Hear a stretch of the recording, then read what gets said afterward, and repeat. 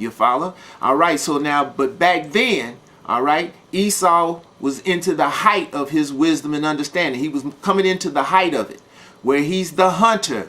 He discerns, he hunts people. So he could see, you understand, this acrimony, this jealousy in Ptolemy. So therefore, he started working on Ptolemy and got Ptolemy to come with him into this plot to get rid of Alexander for different reasons, but nevertheless, they had to get rid of Alexander. In 322 BCE, they did that. Alexander was poisoned, he died, and then Ptolemy was the first one of the Diadochi, or his generals, to claim a portion of his kingdom, and that was Egypt and surrounding areas, okay?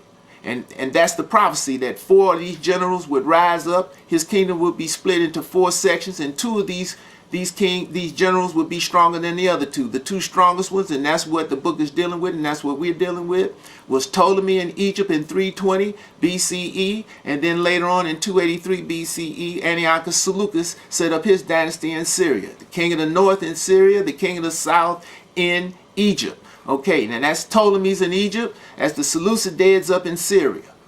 All right, at the outset, the Ptolemies were the strongest for the first hundreds or so years, okay? So until like the around 200 BCE and a little bit past that, okay?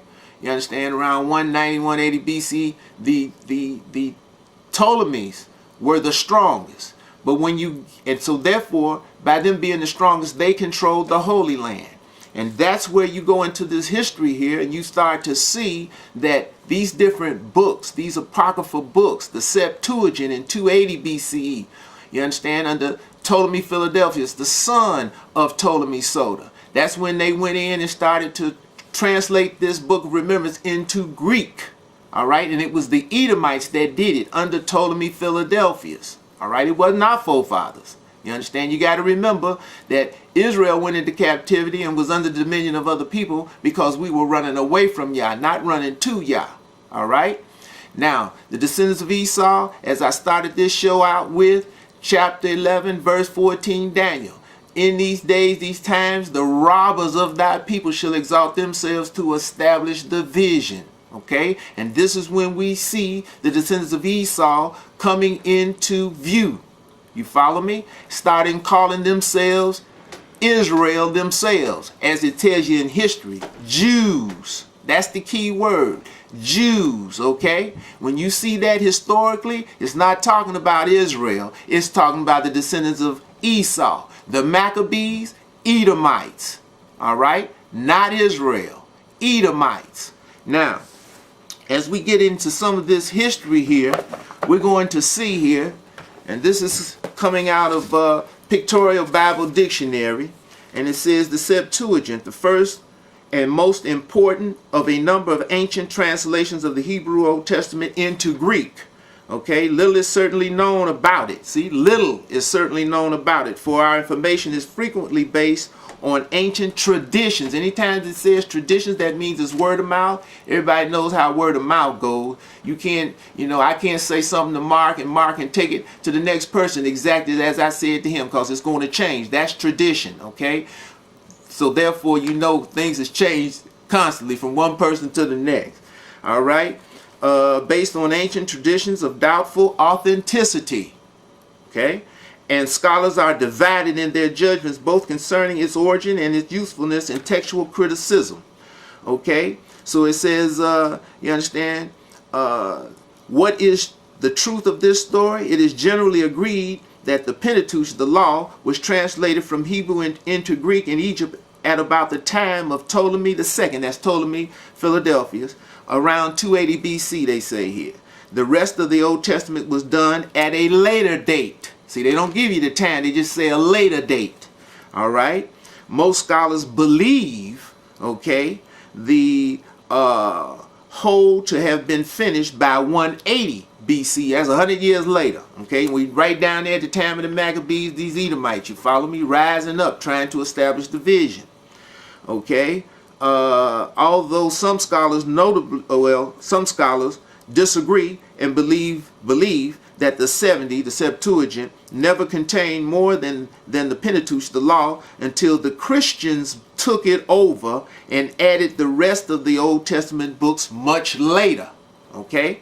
So therefore it says, it seems most likely that the 70 originated not by the desire of Ptolemy II. See, not by the desire of Ptolemy II. Although the project may have had his approval, but out of the need of the Alexandrian Jews. So these are the Edomites who were in Egypt with Ptolemy. The Alexandrian Jews, Alexandria, Egypt. Okay?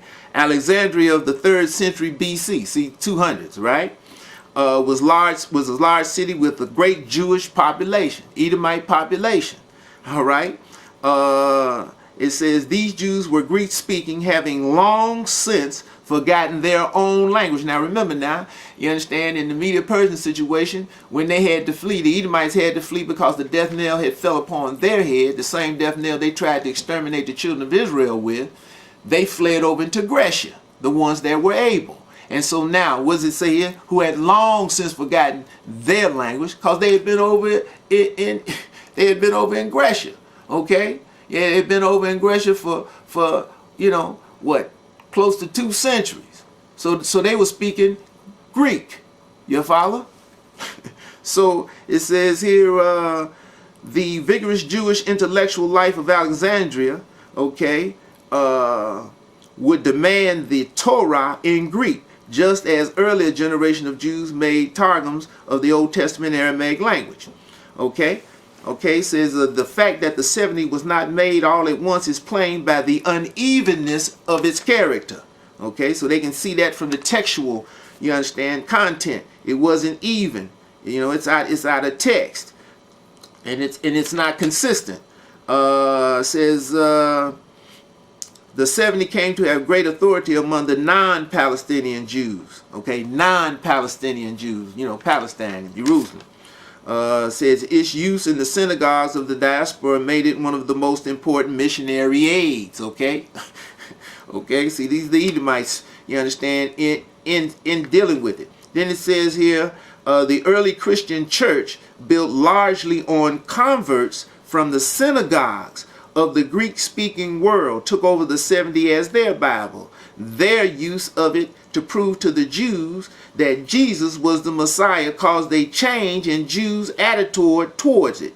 Soon after 100 AD, the Jews completely gave up the 70 and it became a Christian book. Okay, so you understand, we can see, you understand, that they started changing and putting and implanting things in there. Now, you know, it's so much, we can't, from time constraints, we can't read all of this. But when you go in parts of history, you will see that, for instance, Christianity, okay, they don't give you a date on its, you know, its, its advent. They won't give you a date, and you know why, okay? But again, they'll just say, just to read a little bit here, Christianity, this is early Christianity. This is out the Columbia Encyclopedia.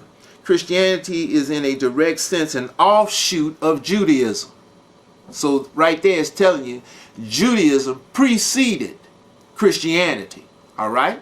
And this is Judaism, what we've been talking about. This is when the Edomites, the Jews, started, as it says in 11:14 Daniel, started to exalt themselves to establish the vision. This is in the 3rd century. You know, they started reading the book in the latter part of the 4th century BCE with the advent of Ptolemy. So that's like 320 BCE.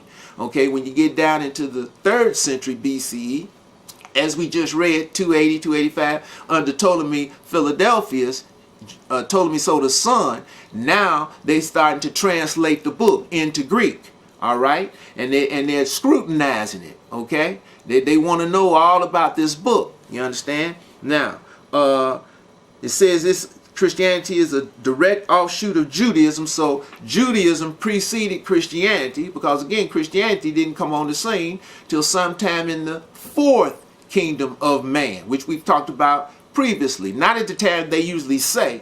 Okay, it had to come on after Simon Bar Kokhba, after 135 CE AD.